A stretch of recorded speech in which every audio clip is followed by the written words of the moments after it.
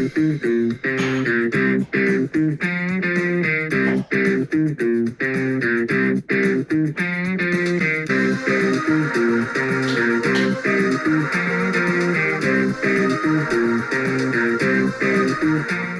guys, welcome back to this channel, and today we're reviewing Scream 3, and not much to say, but Karate Kid Part 3 reviews coming soon, Scream 4 reviews coming soon, Daredevil Season 1 reviews coming soon. I'm loving that show, and others too, I guess.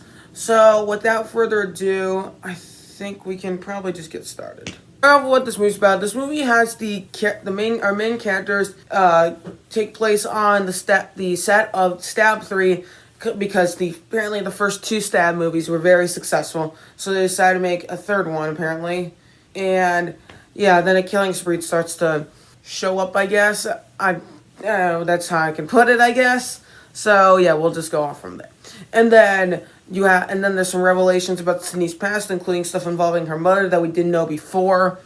And then we get a killer reveal at a mansion. There you go. Now you have the good. And overall, I think what this movie does well, it still does the nice little referencing to final chapters, to ends of trilogies, whether it's stuff like Return of the Jedi or other things as well. And it does a lot of that pretty nicely. I think it makes it kind of fun. And I think all our main characters, like whether it's Gale Weathers, and I don't like her haircut whatsoever, whether it's Dewey or whether it's Sydney, they're all pretty good. Although I wish Sydney was more so the main character. And I think this is really the movie where they started where I think the filmmakers were starting to notice that Sydney was not going to be the main character of this franchise forever. And that's a good and bad thing. I think it kind of works quite a bit in Scream 4, but the problem with this one is that the main story is put around Sydney, and then there's a lot of things happening around her. So, like, it's kind of odd that they didn't decide to do that. But whatever. And I think, so, I think so, most of the characters, I do enjoy Sydney whenever she is on screen. And then, yeah, I think the kills are, I guess, just as good as the first two Scream movies. Not so much at all. The story kind of works for me. It tries a little bit too hard to be clever, but for the most part it works with the characters from Stab 3 being the cannon fodder for the killer. Kind of interesting. The characters themselves aren't that good, but to use them as cannon fodder, okay. And overall, I still enjoy this one. It's still entertaining.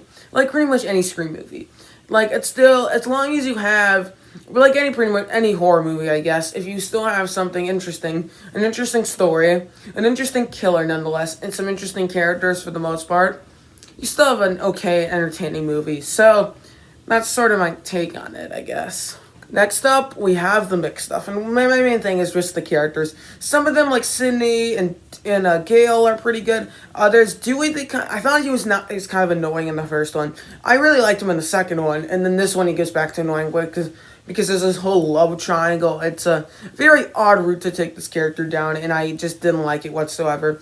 In the weirdest part, it's with the actual Gale. He's dating the Gale Weathers from the Stab 3 movie, and then the love triangle search out the Gale from the Stab 3, and then the real Gale Weathers, and then Dewey.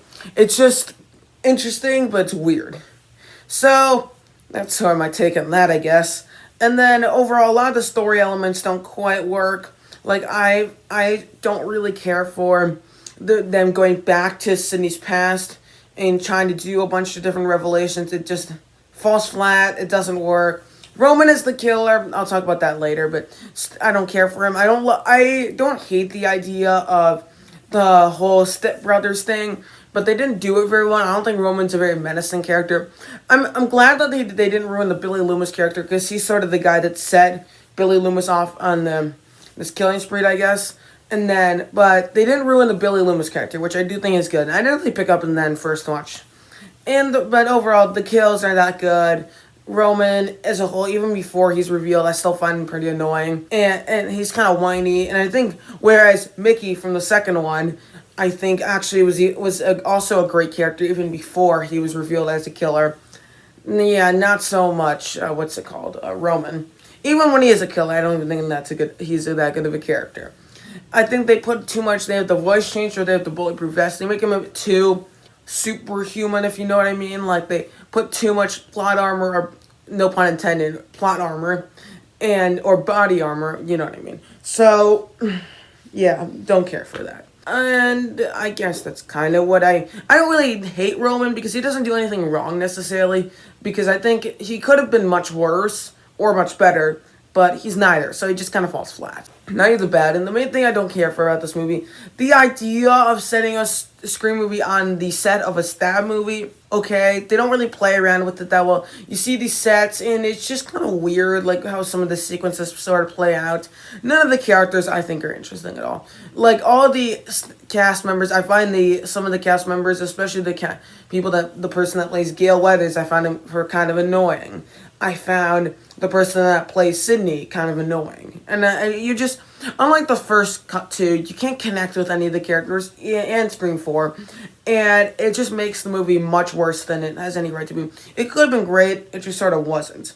So, yeah, that's sort of what I don't really like about it. The idea of setting it in a mansion at the end was actually pretty cool, but the way it sort of plays off in round two of the movie Clue, where like they don't know why they're at this mansion, it's like a much shorter version of that. I'm like, this is just like Clue, and it doesn't make any sense. I'm like, okay.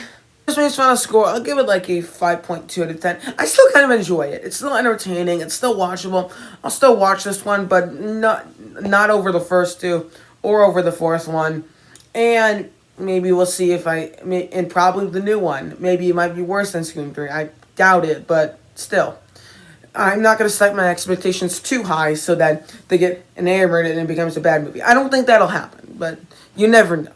So, yeah, I don't care for this one all that much. It's definitely my least favorite of the Scream movies I've seen so far of the four.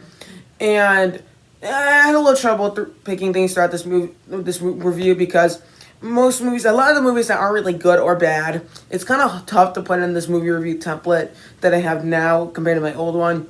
So I had a little trouble with that. But yeah, anyway, yeah. Thank you guys so much for watching. Don't forget to like, share, subscribe, and comment down below, and I'll see you guys next time. Adios.